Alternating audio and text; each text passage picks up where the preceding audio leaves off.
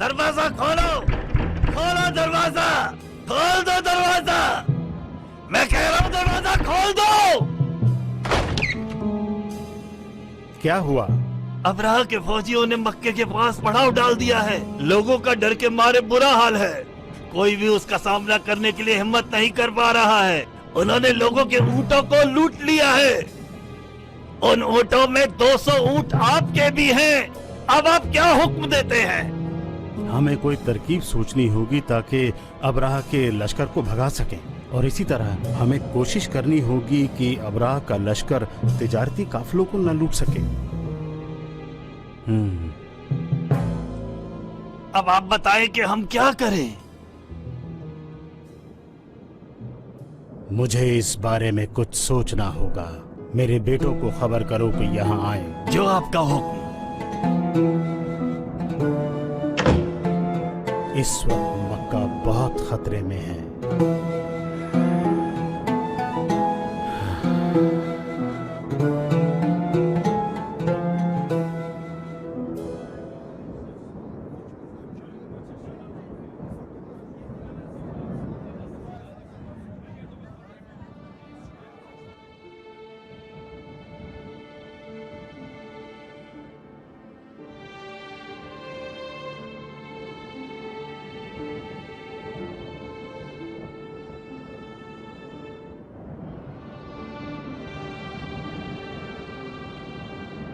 कुरैश के सरदार तुम हो?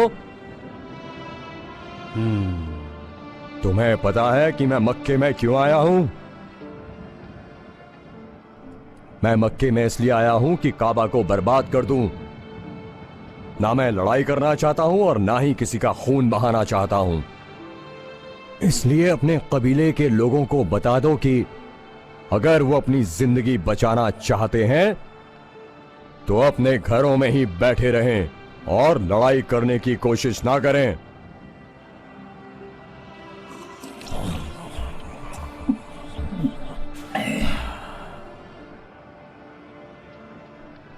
अगर ऐसा ना हुआ तो किसी को भी जिंदा नहीं छोड़ूंगा। मेरी एक गुजारिश है। अगर तुम मुझे इस बात से रोकने के लिए आए हो कि मैं काबे को बर्बाद करने का इरादा तर्क कर दूं, तो तुम्हें यहां आने की तकलीफ नहीं उठानी चाहिए थी, क्योंकि इसका कोई फायदा नहीं है। क्योंकि मेरा इरादा बिल्कुल बदलने वाला नहीं है। सुना तुमने? काबे को हर हाल में तबाह होना होगा। गुजारिश और इल्तिजा बेफायदा है। लेकिन मेरी गुजारिश कुछ और है। क्या? मक्के के बाशिंदों के ऊंट, खास तौर से मेरे 200 ऊंट तुम्हारे सिपाहियों ने लूट लिए हैं। अच्छा? उन्हें हुक्म दो कि ये ऊंट उनके मालिकों को लौटा दिए जाएं। क्या?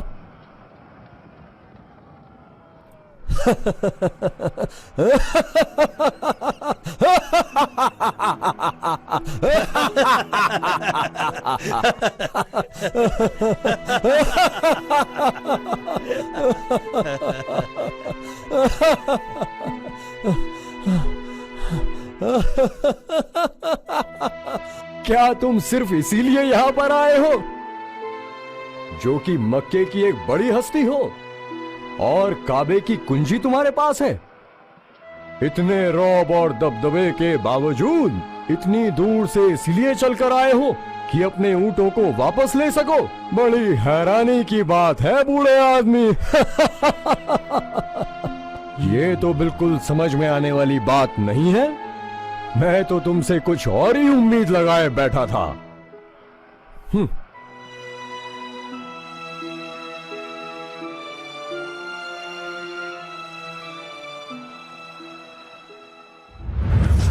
अब्राहा, मैं अपने ऊंटों का मालिक हूं। इस घर का भी कोई मालिक है जो उसकी हिफाजत खुद करेगा।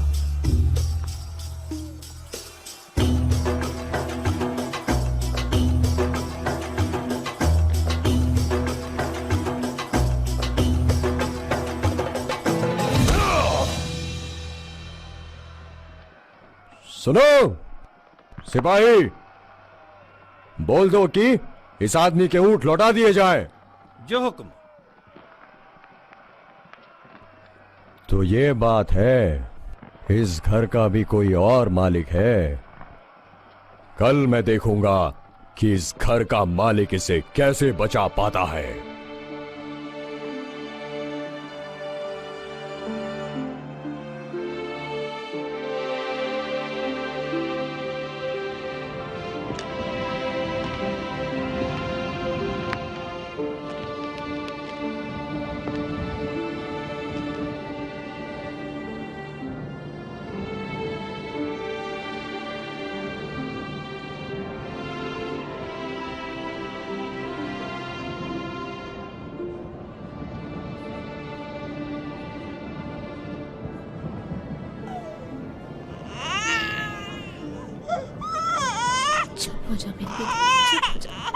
तुम लोग पुरसुकून रहो, सब ठीक हो जाएगा।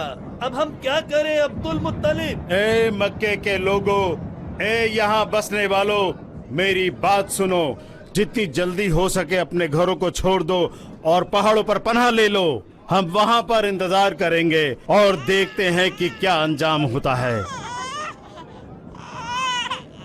अब्राह ने मुझसे कहा है कि उसे मुझसे कोई काम नहीं है। उसकी इस लश्कर कसी का मकसद खाने काबा को तबाह और बर्बाद करना है। मक्के के सरदार, क्या हम चुपचाप बैठे रहें और ये सब होता देखते रहें? वो आए और इसे तबाह कर दें? मेरे बेटे, हम उससे मुकाबला करने की ताकत नहीं रखते। मैं नहीं चाहता कि अब्राह की जालिम फौज तुम्हें और तुम्हारे बेगुनाह बच्चों और औरतों को तहे तेग कर डाले। मैं ये मंजर नहीं देख सकता। तुम क्या करोगे अब्दुल मुत्तलिब? क्या तुम भी हमारे साथ आना चाहोगे? मुझे कुछ और काम है। जितनी जल्दी हो सके खाना पानी लेकर अतराफ के पहाड़ों में पनाह ले लो। तुम इत्मीनान रखो कि इस घर का मालिक खुद इसकी हिफाजत करेगा और तुम बहुत जल्द अपने घरों की तरफ लौट आओगे। जल्दी करो, अपने अपने दरवाजे बंद कर लो, हो सकता है वो यहाँ पहुँच जाए। भागो भागो भागो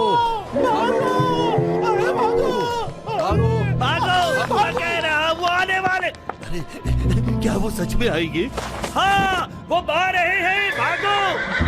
मैं अपने घोड़े को लेकर जल्दी से यहाँ से निकल जाता हूँ।